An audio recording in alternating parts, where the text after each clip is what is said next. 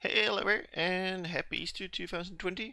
Today I'm going to make a small egg for the fun of it, and I didn't find any good tutorials on how to do an egg, so we're going to start on Sketch. The first thing, we're going to do a line from the center point up. This is going to be half the width of the egg. My plan is to do it 45 divided by 2. This is a placeholder for the first arc. I'm going to do center point arc. From here, turn off construction like that. We are going to be coincident between the arc and the point, so it gets locked down. We're going to make a line. There are different ways to do this. This is the way I like to do it. So we get this to be a half circle. And then I'm going to do 2 more arcs. We could use mirrors and stuff, of course. We're going to do an arc from here. And a center point arc again. Where are you? From this corner here.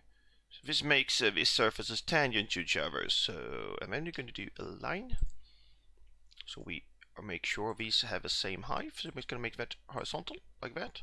And 1 more arc. We're going to make a 3-point arc between the points and up somewhere. You're not supposed to be construction.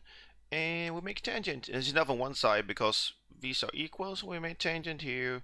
They both become tangent, and we need a line, not a construction line, or basically axle to do our revolve around like that.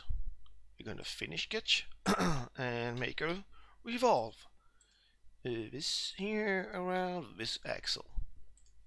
And let's turn off our sketches. So that's the basic of our egg. And oh, I want a bit pointier. Let's go back to our sketch. You see, this is not fully constrained. We just take the center point of this arc and move it up a bit.